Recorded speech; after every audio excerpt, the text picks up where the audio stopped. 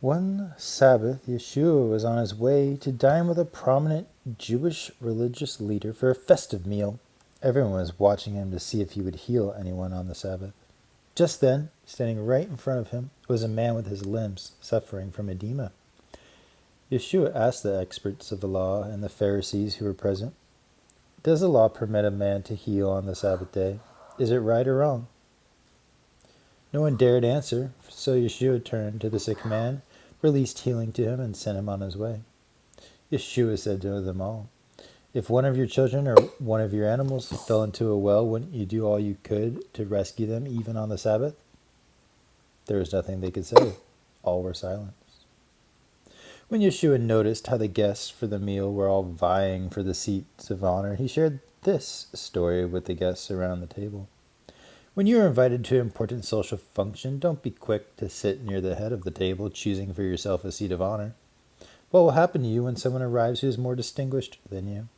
The host will bring him over to where you are sitting and ask for your seat, saying in front of all the guests, "You're in the wrong place. Please give this person your seat."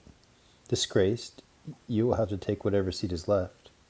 Instead, when you're invited to a banquet, you should choose to sit in the lowest place. When your host comes and sees you there, he may say, "My friend, come with me and let me seat you in a better place." Then, in front of all the other guests at the banquet, he will honor you by seating you in the place of highest respect.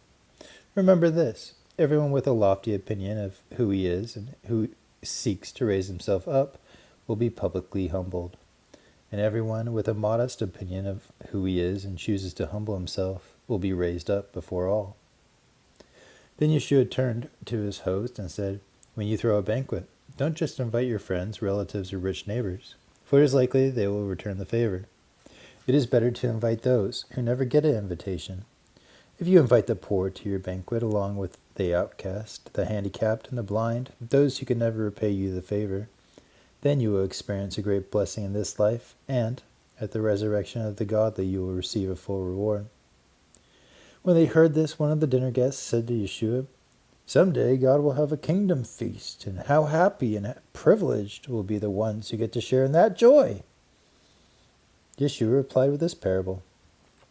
A man invited many to join him in a great feast. When the day for the feast arrived, the host instructed his servant to notify all the invited guests and tell them, "Come, for everything is now ready for you."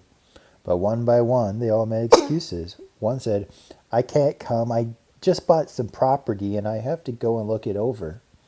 Another said, "Please accept my regrets, for I just purchased 5 teams of oxen and I need to make sure they can pull the plow." Another one said, "I can't come because I just got married." The servant reported back to the host and told him of all their excuses. The master became angry and said to his servant, "Go at once throughout the city and invite anyone you find, the poor, the blind, the disabled, the hurting, and the lonely. Invite them to my banquet." When the servant returned to his master, he said, "Sir, I have done what you asked, but there's still room for more." So the master told him, "All right, go out again, and this time bring them all back with you. Persuade the beggars on the streets, the outcast, even the homeless. Insist that they come and enjoy the feast so that my house will be full. I say to you all, no one who receives an invitation to feast with me and makes excuses will ever enjoy my banquet." As massive crowds followed Yeshua, he turned to them and said, "When you follow me as my disciple, you must put aside your father, your mother, your wife, your sisters, your brothers. It will even seem as though you hate your own life. This is the price you'll pay to be considered one of my followers. Anyone who comes to me must be willing to share my cross and experience it as his own, or he cannot be considered to be my disciple. So don't follow me without considering what it will cost you, for who would construct a house before first sitting down to estimate the cost to complete it? Otherwise, he may lay the foundation and not be able to finish. The neighbors will ridicule him, saying, 'Look at him, he started a build but couldn't complete it.' Have you ever heard of a commander who goes out to war without first sitting down with strategic planning to determine the strength of his army to win the war against a stronger opponent? If he knows he doesn't stand a chance of winning the war, the wise commander will send out delegates to ask for the terms of peace. Likewise, unless you surrender all to me, giving up all you possess, you cannot be one of my disciples. Salt is good for seasoning, but if salt were to lose its flavor, how could it ever be restored? It will never be useful again, not even fit for the soil or the manure pile. If you have ears opened by the Spirit, then hear the meaning of what I have said and apply it to yourselves. Many dishonest tax collectors and other notorious sinners often gathered around to listen to Yeshua as he taught the people. This raised concerns among the Jewish religious leaders and experts of the law. Indignant, they grumbled and complained, saying, "Look at how this man associates with all these notorious sinners and welcomes them in to come to him." In response, Yeshua gave them this illustration. There was once a shepherd with 100 lambs, but one of his lambs wandered away and was lost.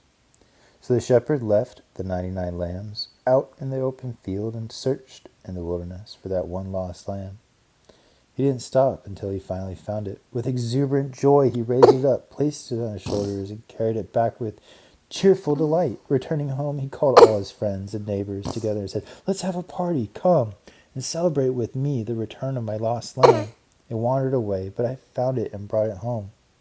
Yeshua continued, "In the same way, there will be a glorious celebration in heaven over the rescue of one lost sinner who repents, comes back home, and returns to the fold, more so than for all the righteous people who never strayed away."